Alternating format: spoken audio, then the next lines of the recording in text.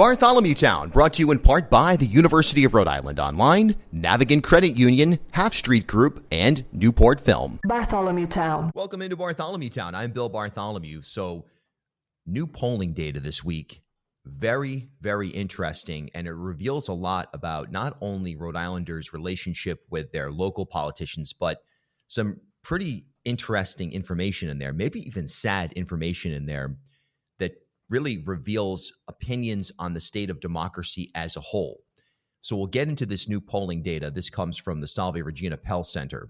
We'll get into that in just a moment. But first of all, a couple of major passings that took place this week. We're recording this on Thursday. These passings were announced yesterday. First of all, former Governor Ed Dupree. And for Ed Dupree, I was alive during the Dupree reign, if you will, but I have almost no memories save for perhaps, a song or two from Sesame Street. So my personal experience with Ed Dupree, even as a consumer of news or a consumer of Rhode Island politics, is very, very limited. There's no doubt that he was an interesting individual, somebody who tapped into a mix of populism and was able to kind of portray himself as an everyman of sorts, but also the former mayor of Cranston, a Republican who was viewed as competent and viewed as trustworthy by the state of Rhode Island.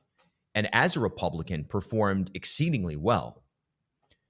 Certainly had the advantage of being in the midst of, really right in the middle of Reagan's America, where, of course, especially 1984, Reaganism dominated politics writ large. But Ed Dupree, a very controversial figure, of course, ended up going to prison on a corruption scandal. And like I said, I don't have those anecdotes to share where I can really, in a meaningful way, sit here and offer much perspective. What I can share is that I was fortunate that while I was a student at the University of Rhode Island, I studied under former Governor Bruce Sunderland.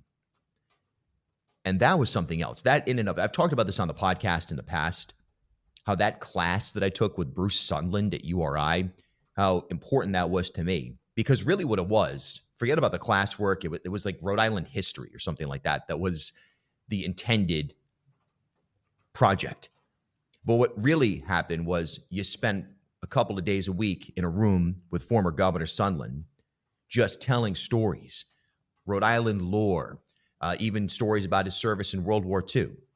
And one thing that Sunderland definitely talked about was Ed Dupree on a number of occasions and that era of Rhode Island politics. So I feel very removed from that period, save for the fact that I got Bruce Sunderland's take on Ed Dupree. And that's where I was able to formulate this notion of a guy who had a lot of respect, unfortunately, as all human beings, by the way, unfortunately was flawed and ended up paying a legal price for that, and ultimately, I think, a reputational price. But Ed Dupree, rest in peace, former governor of Rhode Island, died on his, 91st birthday. Pretty wild, in Cranston. And also, same things. Yesterday, it was announced that Alan Hassenfeld, the former CEO of Hasbro, has passed away. This guy had such a major impact on the industry that he oversaw, and the transition of availability of and quality of the products that Hasbro was putting out. And of course, if you're talking about Hasbro, that era, that Hassenfeld era, that was really when Hasbro and Rhode Island synergy was at its peak. And in the context of today, where much of the discussion around Hasbro is, hey, they're going to leave for Boston and their business model has changed significantly. That's the sort of lore, especially for those of you who are either not from Rhode Island or maybe a little bit younger. If you're hearing my voice right now and you're in your teens or 20s and you're disconnected, kind of the way I am from the Dupree era, right? You're disconnected. You just kind of know the story. I can fill in a little bit of the detail from my experience, again, from just studying Rhode Island and talking to so many people over my life. But that was the golden era of Hasbro in terms of the relationship with Rhode Island and the sort of coexistence that so many people strive to find in a corporate relationship. and particularly one of such quality and that had such a significant charitable piece as well. So rest in peace, Alan Hassenfeld, two major Rhode Island figures passing on the same day this week. And again, when you make an impression on a place like Rhode Island, especially a small community, relative small community, there's a lot of lore. There's a lot of legacy that takes place on a micro level. And because we're so close, it's kind of like I say, you go to the grocery store, you see Sheldon Whitehouse. I don't know how true that is, but that sort of theory of, hey, Rhode Island, everybody's close together. That also works in legacy building because people share their little anecdotes, their little stories in close proximity to each other. And that builds a picture. And those pictures, both for Dupree and Hassenfeld, will continue to grow. And I think that their legacy and their lore will continue to expand, perhaps over the next several days as arrangements are made and more tributes come in. But it just shows the impact that you can have on a place like Rhode Island. Even as a controversial figure, you can still leave behind an undisputed significant legacy. So that's that. All right, moving on to the poll. So this poll, it's the Salve Regina Pell Center poll. Look, there was another one that came out last September, and the numbers in some cases were like, for example, when I get to Governor McKee, you'll see that McKee didn't perform well in this poll last September, and he performed significantly worse this go around. And look, Joe Fleming, who's the state's leading pollster, especially you'll see him all over the place during the election season. He's usually on Channel 12 on WPRI. He comes on WPRO. He's been here on Bartholomew Town. He conducts polling, and he's got this great line. I think it's his line that he created, which is polling is a snapshot in time, right? So when you talk about polling, you have to take into account so many factors. Of course, it's a snapshot of a certain segment of the population that you cannot properly or practically curate to reflect the exact demographic, ideological makeup of the overall population, right? You do the best you can, and you get that snapshot. And oftentimes, especially on the local level, oftentimes it's pretty revelatory about the ballpark range of how people are feeling about an elected official or an issue. But it's definitely not, this is not people going out to vote. It's a lot easier to say, this congressman or that governor or this person over here or that person over there, I strongly disapprove of what they're doing. And I wish that there was an alternative, whatever the case is. I wish they were not in a position of influence or authority, whatever.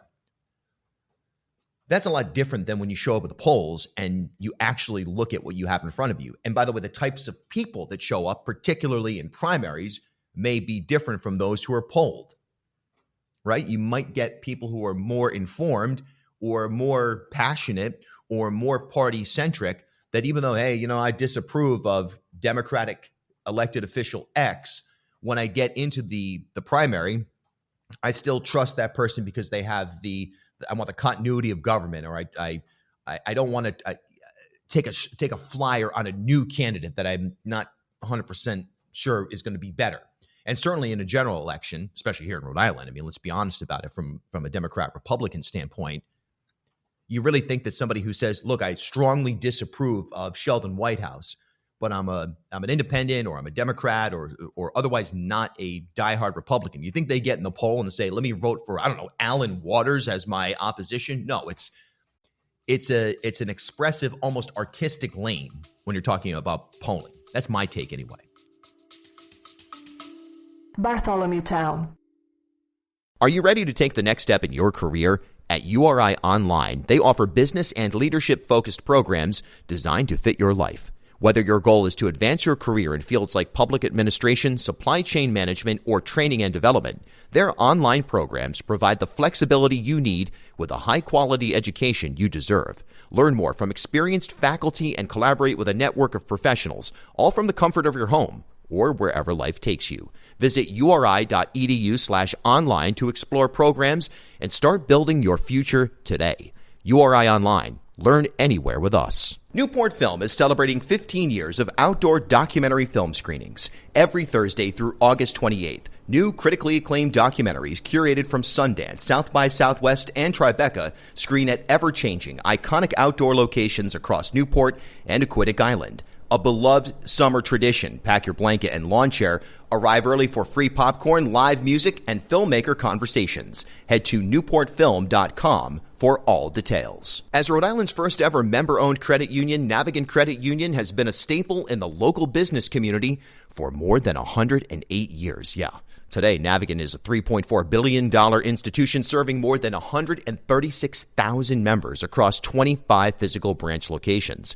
But since its founding in 1915, the mission has never changed. Navigant Credit Union's team of financial professionals have remained committed to improving the financial well-being of the families, businesses, and communities they serve across Rhode Island. Learn more at navigantcu.org. Half Street Group brings a new generation's perspective to leadership communications, strategic public relations, and digital marketing. Half Street helps organizations and leaders take control of their own stories and manage their reputations. They get results for their clients by focusing on audience, message, and culture, and by leveraging their decade-long relationship with media and opinion leaders in the Ocean State and throughout New England. Join me and Half Street Group founder and president Mike Rea for a conversation every month about news of the day, the hottest media analysis, and a look behind the scenes at how impactful leaders drive conversations. Learn more at halfstreetgroup.com. But like any fine art, it is of quality. It's not garbage. It's not arts and crafts. It's fine art.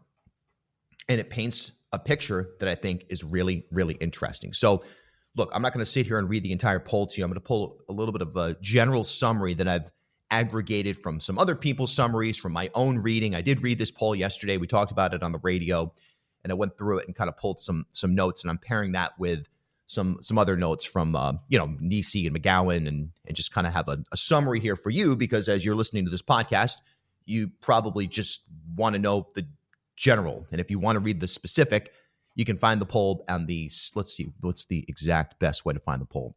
Probably just, let's see here. This is not good radio at all.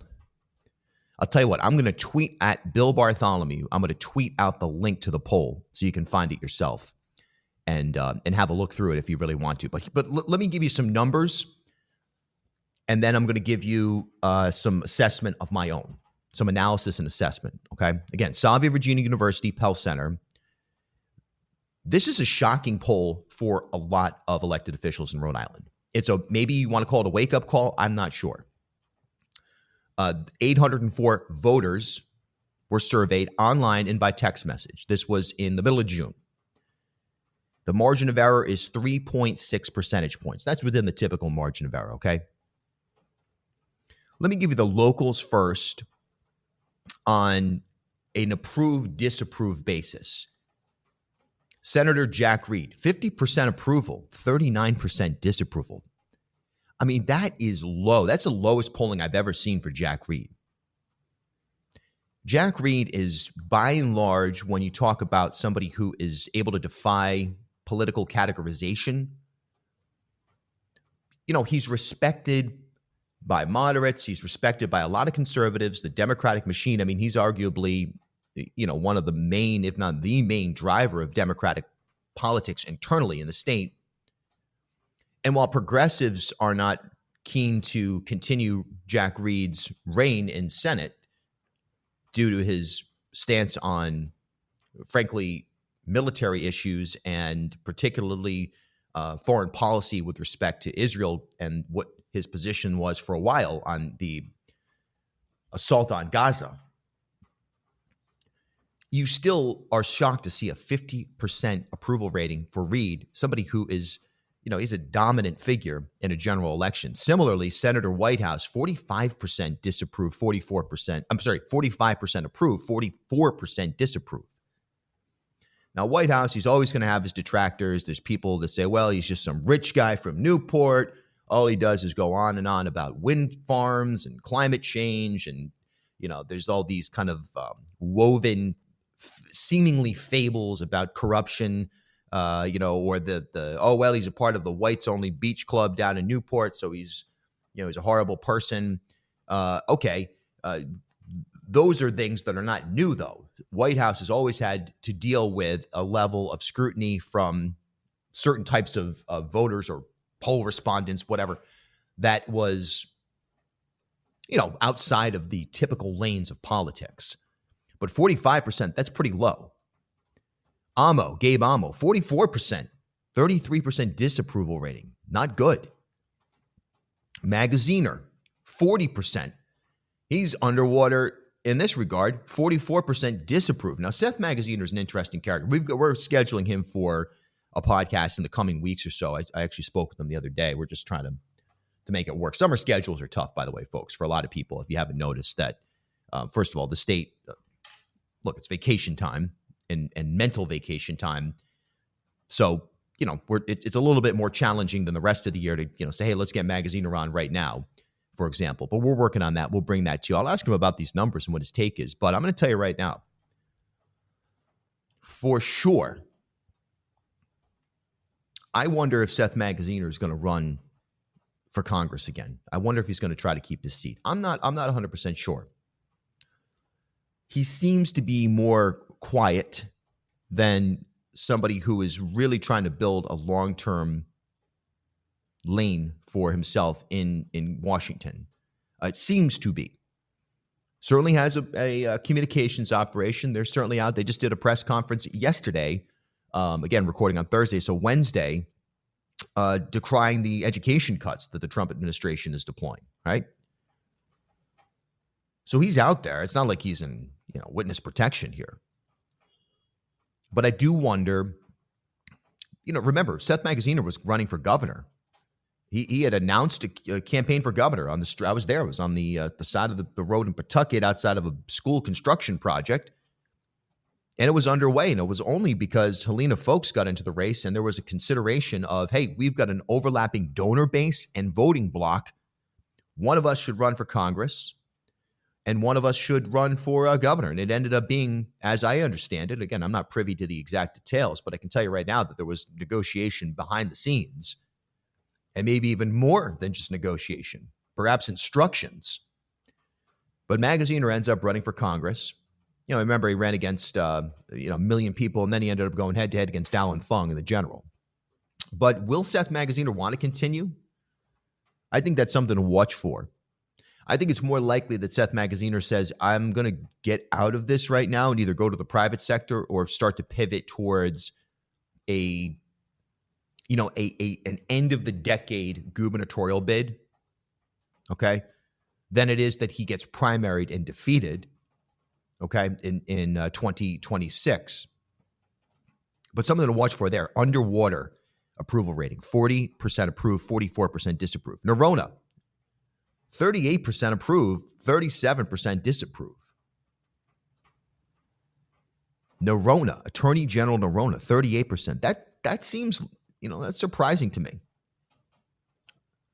I mean, the reason I say that is because Nerona, although he has, of course, lost some of for a while, Nerona was kind of viewed by, I even remember hearing a John DePietro segment in 2018. I was parked on Westminster Street listening downtown to John DePietro discussing, Nerona, hey, look, he's the one that is, although he's a Democrat, he's respected by everybody. He's respected by law enforcement. If you want to back the blue, Nerona's a good guy. So there was some conservative lane for him. And obviously Nerona is considered, I think, by most people to be the closest thing to a major elected official who's a progressive in at least some major areas, right? So I don't know who was surveyed here. Exactly. We don't know if they surveyed more Republicans than Democrats. We don't know if they surveyed more, liberals than leftists or anything like that. But I thought Nerona would be somebody who would be in that 50% range. He seems very Jack Reed-like to me in terms of public perception. So that 38%, I was surprised to see that. Again, snapshot in time. He's suing the hell out of Donald Trump. There's going to be people who hate him for that. And there's going to be people who find him to be, in general, too far to the right. And there's going to be people who find him to be too far to the left because he takes stances on issues that are, he's not an ideological purist in the sense that he's certainly not a progressive that checks all the boxes in the perceived purity test. State Treasurer James Diosa, 29% approved, 28% disapproved. Nobody knows who the hell he is. I mean, that's what it is. I mean, when's the last time you go down to the Warwick Mall? Well, you won't find anybody there. You go down to, I don't know, some PVD fest, and you say, hey, let me get 100 people and ask them who the state treasurer is. You know how many people would say? I bet you less than 5 people would be able to identify James Diosa as the state treasurer. All right. If you said, who's James Diosa? People say, maybe 11 people would say, I know he's a politician. Wasn't he like involved in Central Falls and or something like that? Yeah. Secretary of State Greg Amore, 29% approve, 30% disapprove. Again, few people know who he is. Okay, here we go. Lieutenant Governor Sabina Matos. Ready for this one? She's got a 46% disapproval rating, a 22% approval rating. Most people don't know who she is. Now, I read in an article, it was McGowan yesterday that said, hey, you know what, Dan McGowan, the Boston Globe. Well, the upside is that she's got room to grow because a lot of people don't know who she is. That means a lot of people don't know about the signature scandal that she was embroiled in when she ran for Congress.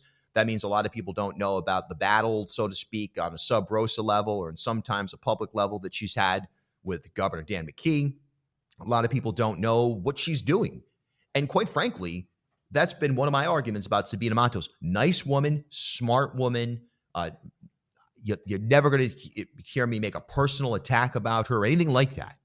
A lot of people like to, when they talk about Sabina Matos, they like to, really, if they have a xenophobic or ignorant approach, they say, well, she's a moron. Somebody said, well, you can't even understand her. I heard somebody, I was surprised to hear make this remark, said, well, you can't understand her because of her accent. I mean, that is awful and totally unacceptable. And no discussion should include that kind of garbage. But the discussion around Sabina Matos should be, she's got a 22% approval rating. Okay, that's the lowest among all of these figures in this poll. And that's alarming simply because you go, what's she doing? That's an entrepreneurial role that she didn't really seem to want. Remember, she got appointed by Dan McKee, anointed by Dan McKee, really. Then they ran as a tag team. They're not going to run again as a team. I can tell you that. I mean, I would be stunned. I think you would be more likely to see somebody jump off of the top of the Superman building and fly over to the State House and kiss the Independent Man and then fly back to the top of the Superman building than you would to see a McKee Matos ticket in 2026, especially with numbers like this. It's not like Sabina Matos on a statewide basis is able to bring anything significant. 22% approval rating. And that's going to motivate more and more people to get involved in potentially primarying her or otherwise getting involved opposed to her. Now, as I've said, we're going to play the disclosure disclaimer every single time that we talk about the lieutenant governor's race until such time as there's a complete definitive shift, in my opinion, in my position on my own role in this. It would be feigning a nonsensical and delusional approach if I were not to offer what I'm about to say, which is that, yes, it has been widely reported in the papers, on television, and in the radio, or on the radio, that I am considering a primary run against Sabina Matos for lieutenant governor. I'll have more on that down the line. I've made no decision. I have not opened a campaign account, but I am absolutely 100% considering that run. And when you see a 22% approval rating, it's exactly what my instinct has been, which is that, I mean, Sabina's a nice woman and everything. She's not incapable. She's just not doing the job. She's got a couple of programs here and there that they talk about. Hey, we're going to try to lower grocery prices. Okay, well, what's the big, bold action that Sabina Matos will be known for? What's her legacy going to be based on in that regard? Nothing stands out. That's why you end up with a 22% approval and a 46% disapproval rating. All right, before I get to Governor McKee, not Jack Reed, Donald Trump. Scrolling through this a little bit here. All right, in Rhode Island right now, Trump has a 40% approval rating and a 58% disapproval rating, according to this poll. That seems about right. See, the thing is that in spite of the fact that Trump is a narcissist, is a disgusting individual, a buffoon, all of the above, there's a great article in The Atlantic that was published 2 days ago that essentially breaks down why do people still love this guy when he is such a loathable figure. It's because 40% of Rhode Islanders, to me, it feels like that's absolutely an accurate number, that 40% of Rhode Islanders are on board with the Donald Trump policies, whether it be on immigration, whether it be on tariffs, whether it be on his approach to Harvard. On a macro scan of the state and the state's population on a daily basis, which I'm able to do from a reporting standpoint and from my work on the radio on WPRO, that's my gauge. Trump support, we saw it in the election, by the way. We saw his performance in areas. Take a look at Woonsocket. I think that's the arena that is probably most interesting to assess in terms of Trump's growth. And the lane in which, if the Republican Party of Rhode Island had any clue what they were doing and they weren't just making asinine tweets and irrelevant statements on a left-right basis, if they actually could get involved in, strategizing, they would look at Trump's performance in Woonsocket and try to extrapolate that and deploy it all over the state. Who are those voters that turned from Democratic voters to Trump voters in 2024? And where can we find them in other parts of the state? That would be their mission. They're probably not doing that at all. They're just making comments about, whales getting killed by offshore wind without any evidence whatsoever. So Trump's approval rating there and disapproval rating, that checks out. That to me feels accurate. All right, let's get to the governor. So in September of last year, this poll by Salve was released, and the governor had about a 34% approval rating at that point. Right now, he stands at 25%, and 64% of those surveyed disapprove of Governor Dan McKee. Dan McKee, for the entire time I've been covering Rhode Island politics with significant interest and with this podcast since 2018, when I started covering that election, in particular the lieutenant governor's Democratic primary between McKee and Aaron Regenberg. There's always been kind of two thoughts on McKee. Some people find him to be, and this rings true today, it rang true in 2018. Some people find him to be extremely disconnected from their reality. Maybe it's his speaking mannerisms. Maybe it's just something that doesn't resonate with certain people.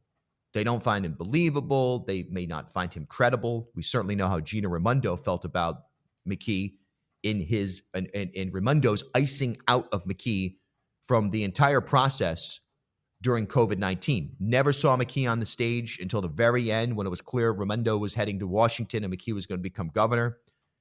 Never kept him involved in any way, shape, or form. He was basically a mascot if he was at a public signing or anything like that. So there's always been this sort of narrative of, well, McKee, he's just kind of like this, he's a basketball coach, small business guy from a small town up in northern Rhode Island, it doesn't really have, he's not sophisticated, blah, blah, blah. That's always been there. I've always heard that, always seen that.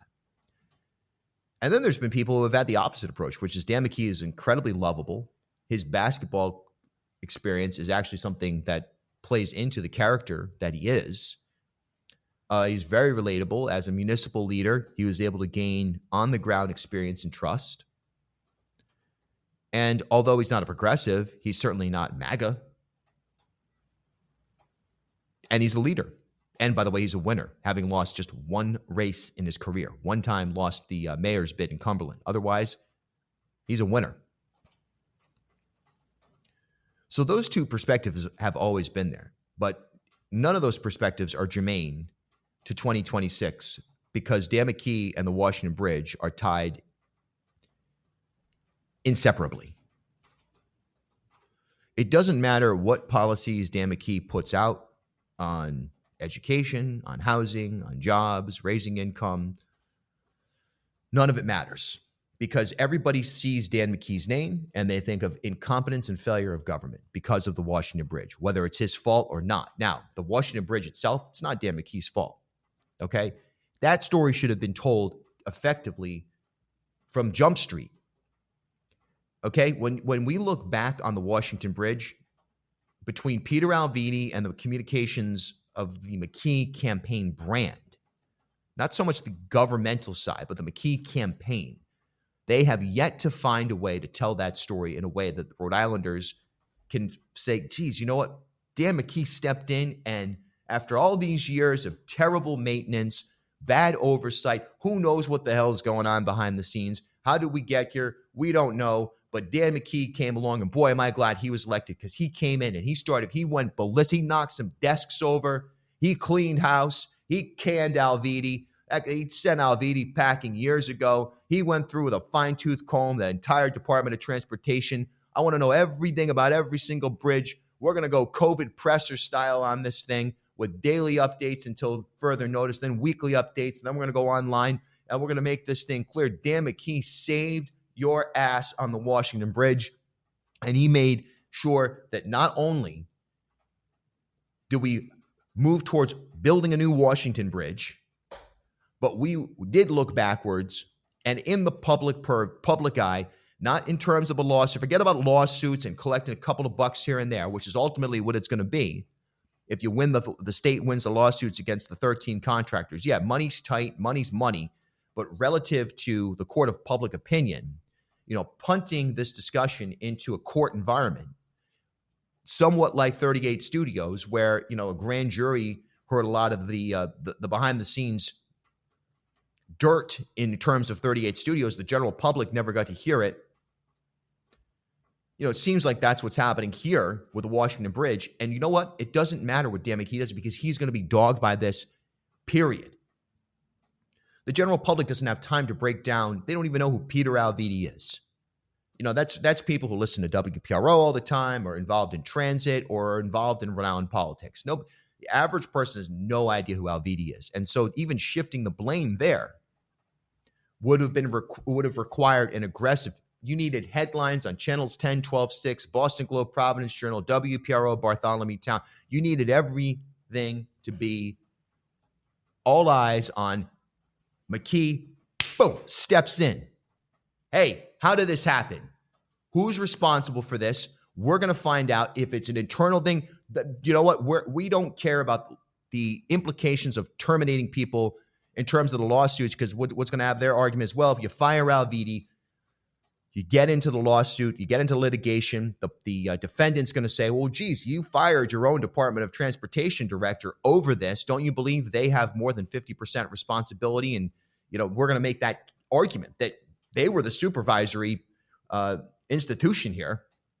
We were just performing work under their direction. That's going to be their argument. But you don't need to do that. You can fire Alviti simply on the bungled communications.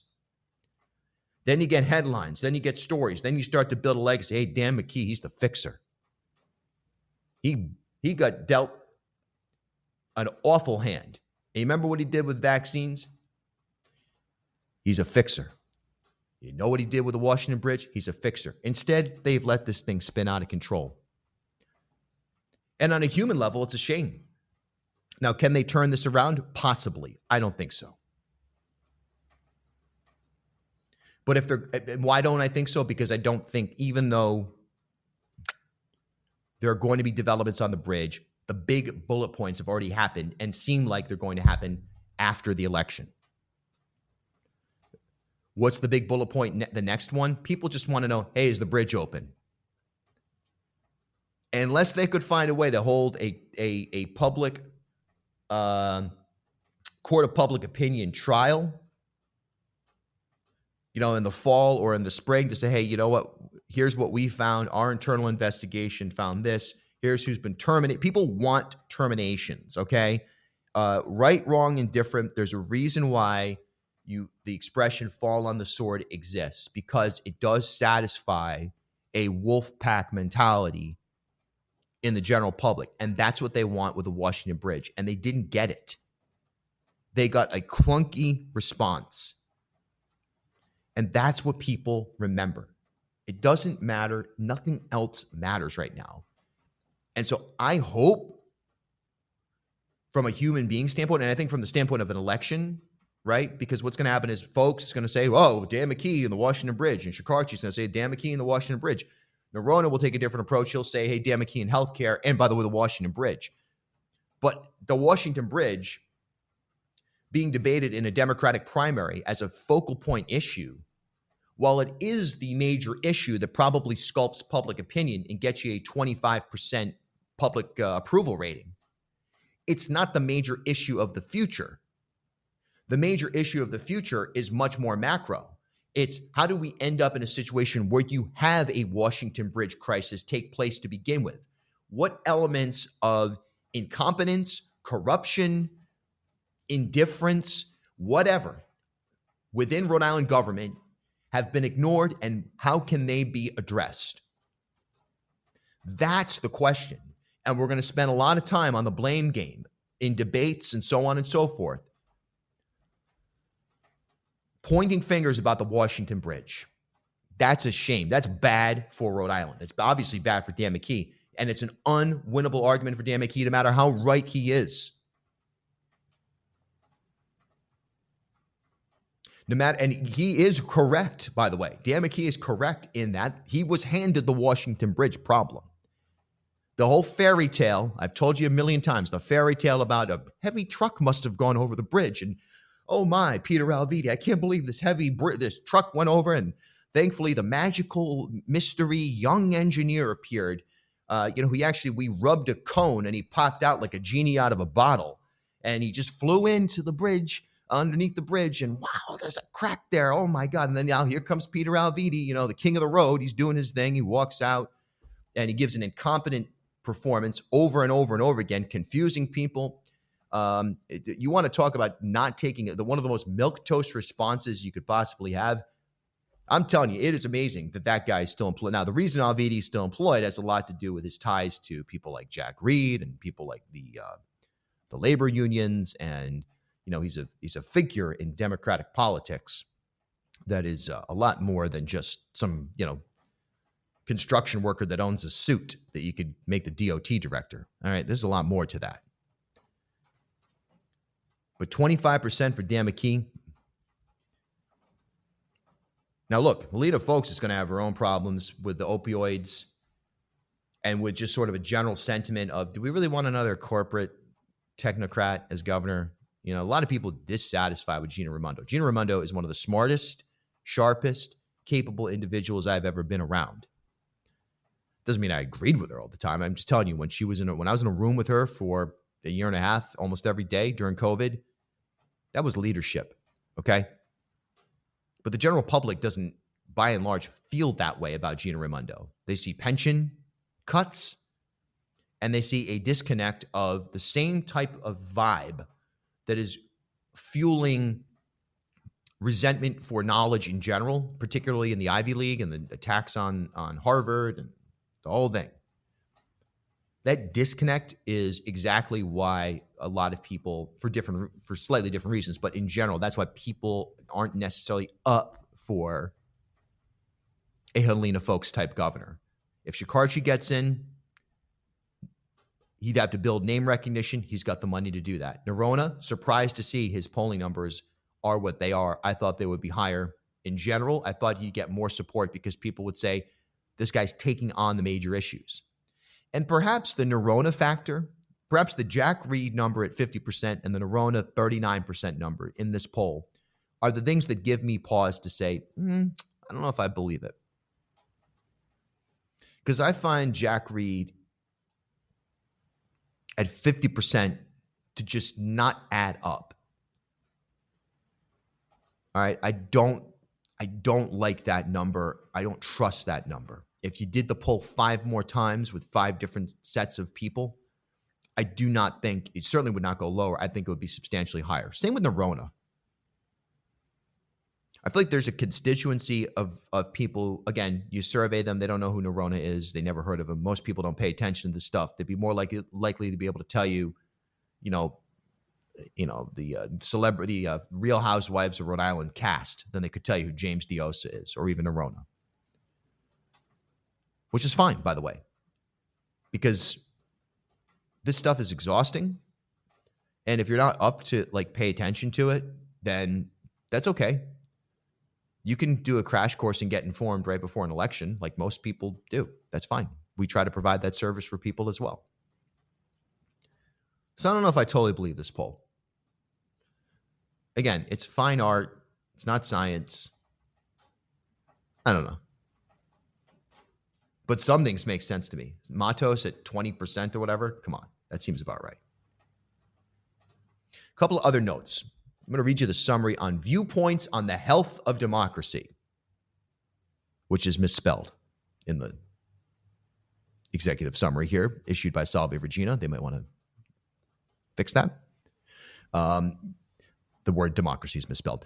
Well, here's what they write, hopefully without any additional misspellings. Well over half of Rhode Islanders, 63%, believe that the United States democracy is not healthy. Democrats are the most likely to believe this. 80% say our democracy is not healthy, more than twice as many as the percent of Republicans who agree. That's 34%. Republicans are 7 times more likely to agree that our democracy is healthy than they were 1 year ago. Oh, big surprise. This is likely due in large part to the change of power in the executive branch. Oh, really? That is incisive analysis. As is common throughout this report, independents, or those not registered with the Democratic or Republican Party, split the difference between their party counterparts. 59% say democracy is not healthy.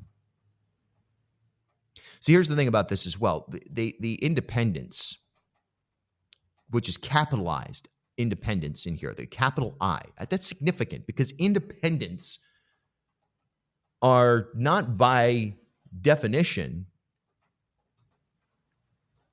the middle ground. The independents can be far to the left and far to the right of the major political parties. And so the notion that they're kind of splitting the difference and that they're these ultimately, ultra swayable voters here in Rhode Island, I don't think is true either. We're a liberal state because we have a significant amount of progressives and socialists and, whatever, people who just are kind and liberal in their social mindset, but also perhaps have a bit of a puritanical streak as well.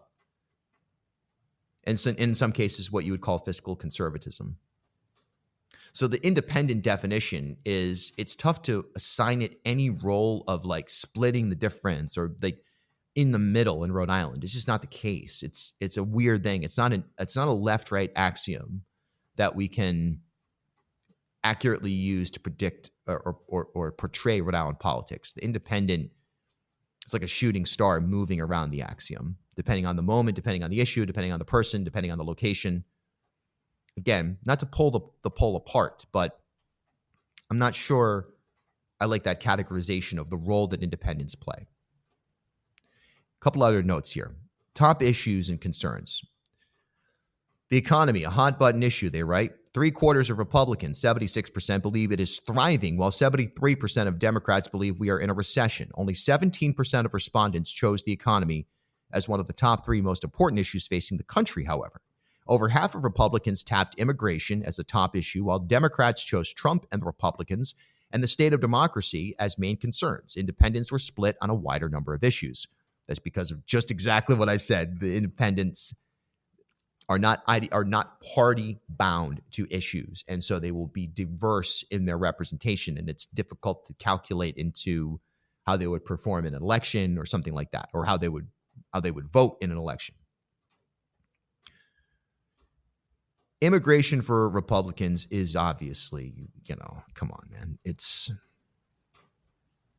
ridiculous.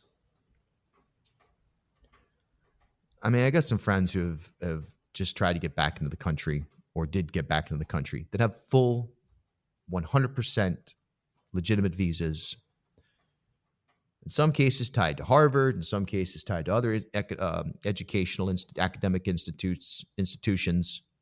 In some cases, no ties whatsoever in that regard, just sort of floating in their own realm. They're all legitimate, and they all experienced, a level of scrutiny that they've never seen before coming back through the airport. So this issue, man, of immigration, we're going to have a lot more for you in the coming months on this as we kind of watch it closely here in Rhode Island. Although we've had contact with ICE and we've had scary things happening, it is true that we're not like Virginia, particularly Northern Virginia, where the outsized impact of this stuff has been happening. What's this stuff? Attacks on immigrant communities. What a bad issue, It was so poorly handled by Joe Biden and his team. And it was teed up as, let's use this mismanaged angle that Biden took, and let's pair that with pent-up xenophobia and nationalism. And let's pair that with an irrational fear of crime. And let's just go for it, man. Let's create a hot button issue that is easy to portray as completely out of control, when in reality, it's like, again, first and foremost, it's just a tool of division. So it's sad to see it reflected that way. And I'm sure it's true, The hatred for immigrants is part of a pattern of some of the worst aspects of our species.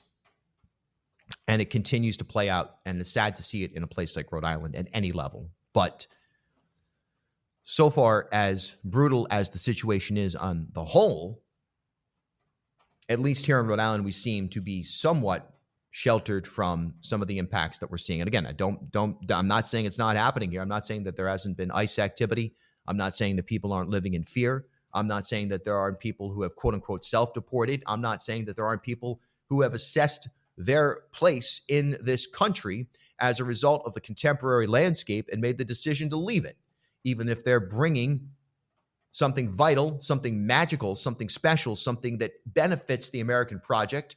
Even if they're bringing that and they're bringing it to Rhode Island, they say, I don't want to be in this hostile environment. I'm getting out of here. I can tell you that for a fact. So I'd be curious to see at what point are Republicans satiated that immigration has been, managed and is no longer a top issue when you take a look at all the issues in the world. I'm not saying it's not an issue. Immigration as a whole needs complete reform.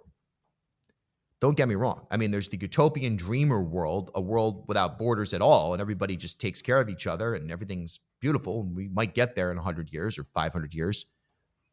In the meantime, this is where we're at in this society. And yes, it's true. The immigration system in so many different ways is completely broken and it needs reform. I'm not saying it doesn't, but there's a cruelty, and you know it too. If you're like out there saying, hey, Bartholomew's like bleeding heart, this, that, and the other. No. You know it. You know it deep down inside. If you're one of these people, you know that there's a cruelty, busting chops, cruel, elitist mentality that goes into a lot of this. Not all of it, but a lot of it. I wonder when people will be satisfied. Is there a number? Is there a vibe? I mean, you've got this alligator Alcatraz, that disaster. And you know what? I've started to hear more and more people call it alligator Auschwitz. And what a chilling, just to say that word makes me honestly want to turn the microphone off and go hide in the corner. That is just awful. And we're not there yet. Let's not use that term loosely, please. If you're saying it right now. And let's hope we never have to actually say it with, reality. But what we've seen there already with that facility and with the sort of comical, in their minds, some of the people have made it into a joke, and including the president himself and Ron DeSantis. You get a hurricane over there, you get a significant storm, you get mosquito-borne illness running rampant in that environment, a pen that you wouldn't want to put a dog in the Everglades like that. Is that satisfactory? Is that going to make people say, okay, we got it under control? What's it going to take for that immigration number for Republicans? And I'm talking nationally and also as reflected in the Salve Regina poll locally. What's it going to take for people's mentality to change and say, all right, this is under control? Is there an end game to this? Because if there's not, what you're talking about is a much broader and much more chilling agenda that's playing out. And if you don't know what I mean, look up history. And we're not there yet. Don't even try to take my words and manipulate them here. I'm not saying that they're engaged in ethnic cleansing or anything like that. I'm not saying that. But boy, it seems like it's much more in that lane than on a policy and procedure lane when it comes to managing the flow of immigrants into this country. And then they've got this idea this week. You hear this? I remember I told you guys, well, they're going to deport as many people as they can, and they're going to make it into a ceremonial type of thing. They've got this Tom Hellman running around. They got mass goons running around, secret police. They're going to do that, and they're going to start poaching workers from farms and hotels and other hospitality industries and warehouses and all that. They're also going to start to, through Harvard and through some of their other attacks, they're going to, through both an actual revocation of visa or revocation of a process to obtain or retain visa, but also through intimidation and just sort of making people feel disillusioned. They're going to convince people to say, I don't need to be here. I don't need to be in the U.S. I'm going to go back to whatever, India, the EU, Brazil, whatever. I mean, these are just my own personal examples, for sure, that I've seen in my life recently, where people have not been actually deported, but they say, why the hell am I here in a country that clearly doesn't want me here? I am not welcome. So why am I going to force the issue? I'll go back to a place where, while it may be imperfect, we may have less access on an institutional level. We may have less of everything, but I still feel more welcome. And you're seeing that play out right here, right now, for sure. Okay. But when it comes to the quote unquote low skilled workers, I see them this week. They did exactly what I told you they were going to do. Right? They're going to deport people. They're going to put them in Alligator Alcatraz. They're going to send them to Guantanamo. They're going to send them to El Salvador. They're going to send them to, various other nations around the world on the continent of Africa or wherever that are not the origin or tied to in any way, shape, or form the nation of the person they're deporting or locking up, as some of these maniacs about that. Lock them up. So they're going to do that. And then what they expect is, okay, we've now dramatically impacted Medicaid. And there's going to be a worker requirement. Well, guess what? Until the AI implementation is ready to go in 2, 3, 10 years, whatever it is, it won't be more than that. It'll probably be significantly closer to the 2-year mark than the 10. You go pick strawberries. Yeah, you. Natural born, white American, getting your benefits. You go pick the strawberries. Or you go work in the hotel cleaning. You go clean toilets. Right? You go work on the farm. Otherwise, first of all, we need you because we got rid of the people who were working there. Not that and by the way, I'm not advocating for this system either. I'm not saying this is how the world should be. I'm not saying, well, we should bring the immigrants back so they can work there for low wages and that's, everybody's happy. I'm not saying that either. I'm just telling you, again, framework of reality right now. This is the plan. All right? Poor people, get to work. Get to work doing the jobs that nobody wants to do. And if you don't do it, we're going to take away your health care. Sorry. This is all a strategy. Rhode Island needs to be a beacon for hope and possibility in how we're going to address these major issues. And that's why I think it's a shame, kind of to tie it all together here, that we're going to be spending as much time as we are about Dan McKee screwed up the Washington Bridge. No, he didn't. It was Gina Raimondo before that. No, he didn't. It was this. Yeah, but he should have fired Alviti, but he couldn't fire Alviti. That's going to be your debate. Instead of how do we strengthen Rhode Island in an era where things are becoming more and more atomized and more dangerous? How do we strengthen Rhode Island's position? That's the big question. And I ask it to you as well. You see low polling numbers, it just shows a general dissatisfaction with the status quo. That makes sense. The cost of living is outrageous. I just got, a 20% yesterday. I just got I noticed my facility that I lease. I have the loft here in Providence, and got a 20% increase capriciously out of nowhere. All right. Just out of nowhere. Hey, your rent, the amount you got to pay for your space is going up 20%. Oh, okay, good. Did my revenue go up 20%? No. That's me. I know many people are struggling significantly right now. And that's ultimately, the division of opinion about the state of the economy, right? It's even here in Rhode Island, where the more conservative you are, the better off you seem to perceive the economy to be. The more liberal you are, the less you perceive the economy to be in good shape. That makes sense. Because there's a delusion. If you think the economy is doing well right now, again, I'm not even suggesting you look at your Roth IRA or your 401k or anything like that, or any other investment portfolios, or your own personal assets, your own real estate portfolio. If you are taking that sort of conservative lane here and assessing the economy, you got to look at the macro, and what you got to look at is sustainability. Do you really think this system right now and the situation that we're in is sustainable? It's not. You have way too many people who are not being properly, I don't want to say taken care of, because that's automatically going to create a notion of nanny state debate. That's not what I'm interested in. Let me rephrase it. The amount of people in Rhode Island right now that are struggling to make basic, and it's not just Rhode Island, but we're talking about Rhode Island here. We're talking about Rhode Island polling numbers, and we're talking about how do we turn it around. We're not making the critical investments in a way that really people feel the impact of bettering their lives. Okay? Like I know my life is better in Rhode Island because of the different parks that I like to go to. The 195 District Park, which I go to every day, sometimes twice a day, and walk. And so my life is better because of that, tangibly better.